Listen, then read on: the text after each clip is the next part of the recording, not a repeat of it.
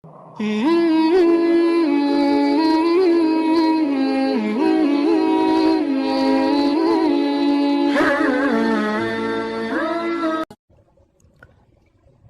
satu doa pendek yang diajarkan Allah melalui Al-Quran kepada kita semua.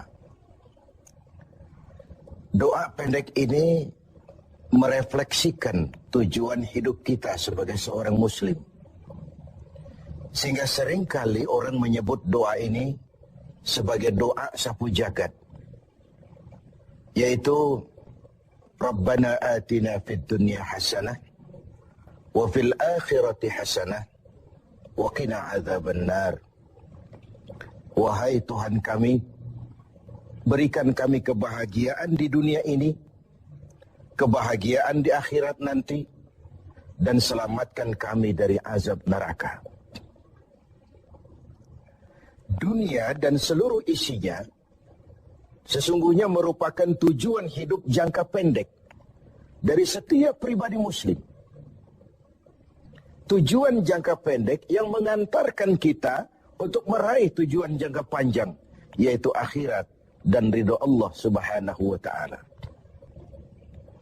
Untuk kedua tujuan ini, Islam mengajarkan nilai keseimbangan.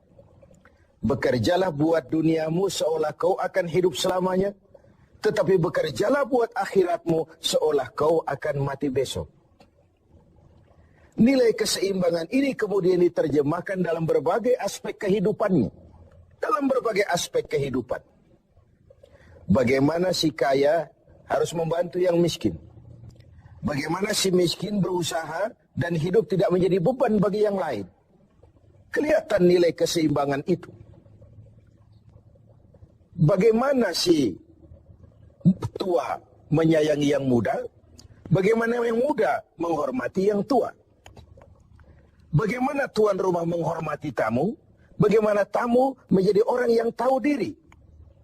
Ini semua merefleksikan adanya nilai keseimbangan.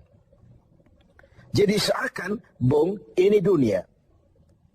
Ambil apa yang perlu. Nikmati apa yang boleh. Kalau bisa jangan gagal kau di dunia ini. Tapi kalaupun kau gagal di dunia, kau kan masih punya akhirat. Inilah sumber optimisme kehidupan seorang muslim. Dia tidak boleh gagal kalau bisa di dunia ini. Tapi kalaupun gagal, kau masih punya akhirat. Karena kau punya akhirat, caramu mencapai dunia ini diwarnai oleh keyakinan terhadap adanya akhirat nanti. Ini yang menyebabkan seorang muslim berbeda dengan yang lain dan dia tidak terjebak menghalalkan sebuah cara untuk mencapai satu tujuan.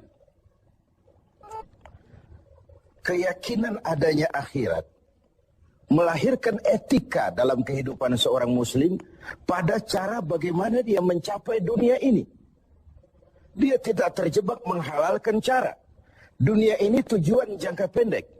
Ambil apa yang perlu, nikmati apa yang boleh, tapi jangan membuat cacat akhiratmu karenanya.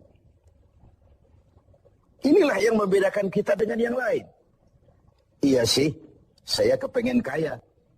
Tapi kalau korupsi, akhirat saya bagaimana nanti? Iyalah, saya kepengen naik pangkat, tinggi jabatan. Tapi kalau fitnah orang, hantam kiri sikat kanan, teman jadi lawan, lawan pun jadi teman. Akhirat saya bagaimana nanti? Ini melahirkan etika pada tata cara mencapai kehidupan dunia. Tidak terjebak menghalalkan segala cara untuk mencapai sebuah tujuan. Karena apa? Tidak satu perbuatan dunia yang bagaimanapun kecilnya yang tidak akan berakibat akhirat. Raih duniamu, ambil apa yang perlu, nikmati apa yang boleh, tapi pada sisi lain, jaga jangan sampai dia membuat cacat di akhirat nanti. Nah, seorang muslim yang baik tentu yang pandai meraih dua tujuan ini. Mencapai fid dunya hasanah wa fil akhirati hasanah. Sementara Rasul pernah mengajarkan bukan orang yang terbaik dari kamu. Orang yang hanya mengejar dunia dengan menyia-nyiakan akhiratnya. Seperti juga bukan orang yang terbaik yang mengutamakan akhirat dengan menyia-nyiakan dunianya. Tapi orang yang terbaik man jama'akuma. orang yang pandai mengkombin antara keperluan dunia dan kepentingan akhirat nanti. Nah, untuk mencapai tujuan ini, tujuan dunia sebagai tujuan jangka pendek bisa dicapai dengan ilmu, dengan sains, dengan pengalaman, dengan nasib. Makin banyak ilmu, makin mudah meraih dunia.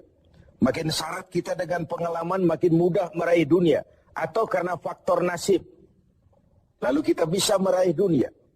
Sementara akhirat hanya bisa diraih dengan prestasi ibadah kepada Allah Subhanahu wa ta'ala.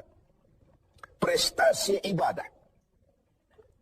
Jadi, dunia kita capai dengan prestasi ilmu, prestasi pengalaman, atau karena faktor nasib. Akhirat kita capai hanya dengan prestasi ibadah kepada Allah Subhanahu wa ta'ala.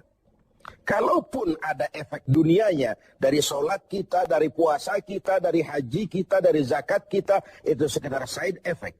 Tapi sasaran utama adalah akhirat dan ridho Allah. Untuk mencapai dua tujuan ini, Allah memberikan alat untuk mencapai tujuan. Dan dalam kaidah usul fikih dijelaskan bahwa lil wasail hukmul maqasid. Alat dan tujuan hukumnya sama. Jadi kalau tujuan ke situ, alatnya harus ada untuk membawa kita ke arah itu. Saudara wajib naik ke loteng. Tidak bisa naik ke loteng kalau tidak ada tangga. Maka tangga itu menjadi wajib adanya. Nah, untuk mencapai dua tujuan ini, di dunia hasanah wa fil akhirati hasanah, Allah memberikan alat kepada kita. Apa alatnya? Dalam surah At-Taubah ayat 111 bisa kita lihat. Inna Allah astara minal mu'minina anfusahum wa amwalahum bi'anna lahumul jannah. Allah telah membeli dari orang-orang beriman diri mereka, harta mereka, bagi mereka adalah surga. Ayat ini merupakan transaksi yang sangat transparan. Transaksi yang sangat transparan. Pembeli Allah, penjual kita orang-orang beriman. Dagangannya amwal dan anfus, harta dan diri. Harganya adalah surga. Sekali harta dan diri sudah kita jual kepada Allah, tentu tidak akan kita jual lagi kepada yang lain. Jadi dengan kata lain, harta itu apa? Semua bentuk materi yang kita kuasai. Uang, tanah, kebun, pabrik, dan sebagainya. Lalu yang dimaksud dengan anfus, diri itu apa? Semua kekayaan yang ada dalam pribadi kita. Konsep, pikiran, ide, wewenang, jabatan, kemampuan, skill, itu semua anfus. Untuk tujuan jangka pendek, harta dan diri harus jadi rahmah bagi lingkungan. Untuk tujuan jangka panjang, harta dan diri harus menunjang jalan menuju ridho Allah Subhanahu wa ta'ala.